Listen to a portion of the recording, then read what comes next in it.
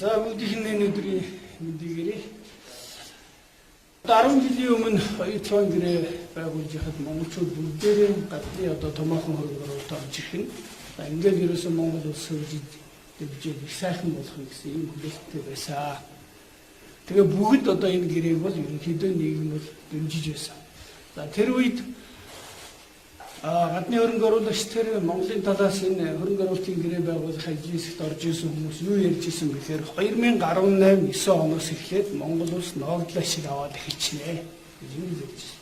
За өнөөдрийн байдлаар ажлын дүгнэлтээр 2038 он гэхэд ногдлоо шиг авахгүй тэр тусмаа бүр тэрбум гаруй долларын өртөө байхаар ийм дүгнэлт гарч байгаа. За бидний тооцож байгаа бол тэр байтугай ерөөсөө энэ оюутлын уурхайг ажиллах бүх хугацаанд хязгаарч Монгол улс ногдлоо шиг авахгүй ийм болчихсон байна.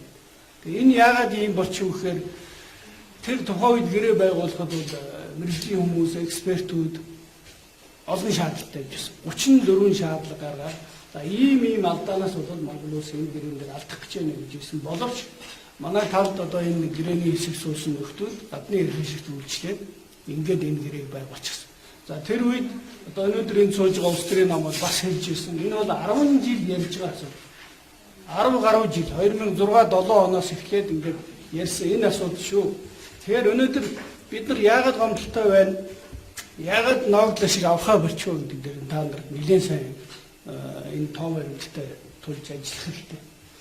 Учир нь юу гэхээр анх төлөвлөж исэн 2.2 тэрбум гэж орж ирээд 2.7 тэрбум доллар гэжсэн. Дараа нь 4.4 болоод 7 болоод одоо 11 тэрбум гэж нөгөө хөрөнгө оруулалтын зардлаа зохиомлоод 3 орчим бүх зардлуудыг 3 дахин нэмснээс болоод энэ төсөл чинь өөрөө зүгээр зээлийн хүү төлдөг энэ тийм олон улсын баг санхүүгийн байгууллагуудыг зээл төлдөг ийм одоо орд болж хүрээд байна.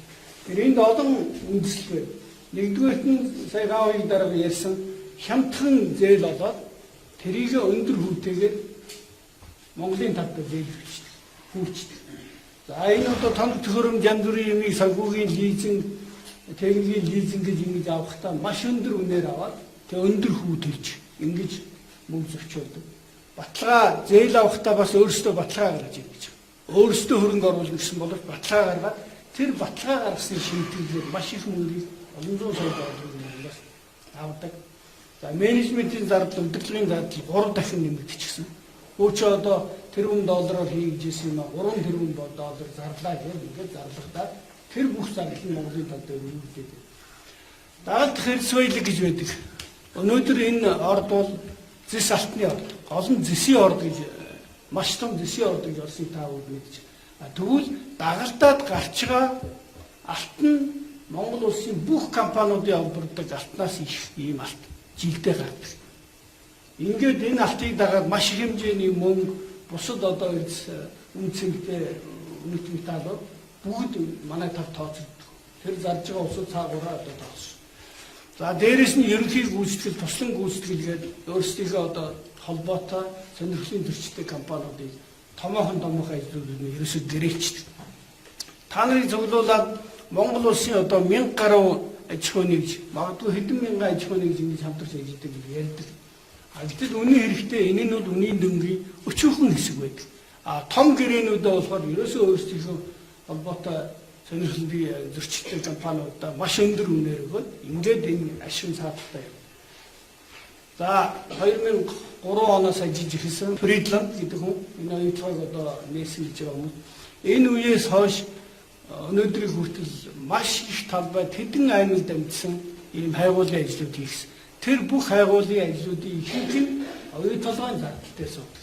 Гэсэн мөртлөө лицензүүд нь өөр одоо өөрсдийнх нь хувийн компаниуд дээр очиод хэдэн сая доллараар зарагдаж идэг. Зарим нь энд одоо хувьцаа олон улсын биржлэр, Торонтогийн биржлэр, Сиднейн биржлэр, ингээ Хонконгийн биржлэр зарагдаж идэг.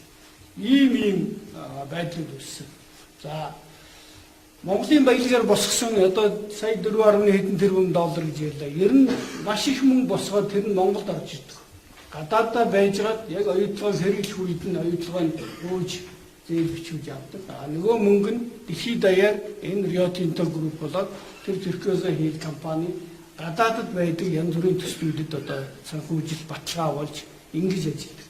За хамгийн нэг ноцтой юм бол оюутгаач өөрөө хувьцаат компани.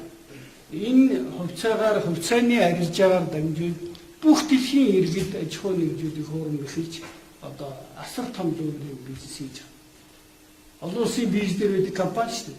Тэгэхээр одоо Монголд эдийн засаг муудлаа. Энэ Монголын засгийн газар муу байна. Ерөөсөө хөрөнгө битгий оруулаарай. Энэ хөрөнгө оруулалтаа бид нар одоо баруун зогсоох гэж байгаа яригбод бүх дэлхийд даяар Риотинтотой холбоотой компаниудын хувьцаа навсаачлан унцдаг. Тэгэнгүүт нь нөгөө манайхаас бас манай ордыг барьцааж босгосон мөнгөөрөө нөгөө хувьцаануудаа хамаад авчихдаг. За одоо их сайхан боллоо. Ийм хайгуул хийж өнөөц нэмэрлээ. Ингэж одоо зэсийн үн өсөж байгаа одоо өндөр үнэтэй болохоор өөрсдийнхөө хувьцааг дагаад яг энэ хувьцааны ард бол одоо олон улсын байгууллагууд энэ жижиг хувьцаа эзэмшиж зөвхөн Монголын засгийн газар гэлтгүү энэ дэлхийд даяар хувьцааг нь авсан их олон улсууд олон байгууллагууд иргэдүүд олон улсын ийм эмзэгл байгаа. Энэ одоо удахгүй ингээд дэлгэдэг шиг гарч ирнэ. Энэ маш ноцтой энэний ард олон 10 тэрбум долларын ийм бизнес юм. Тэгээ энэ бүгдийг хараад хахад ихэнх ашиг нь ерөөсө гадна талдаа орсоод байдаг. Бүх ашиг нь гадна талдаа. Тэгээд Монголд болохоор олон хүн ажиллаж байгаа гэдэг нэрээр одоо ингээд хуурам эхлэх юм байна. Нийгмийн даатгалыг нэг 2600 орчим хүн төлдөг. Ер нь ихэнх хугацаанд хамгийн дээд талдаа 3000 хүн байсан. Та нарын толгойд хэдэн хүн байгаа гэхээр 11-ээс 14000 хүн ажилладаг гэж ингэж ярьдаг ш. Тийм баха. Тэр мэдж байгаа. Ийм байдлаар ингээд Монголын нийгэм олон түмнийг уураад тэгээд ингээд талцуулдаг ийм улс төрчид нийгмийг талцуулдаг ийм хортой болчихно.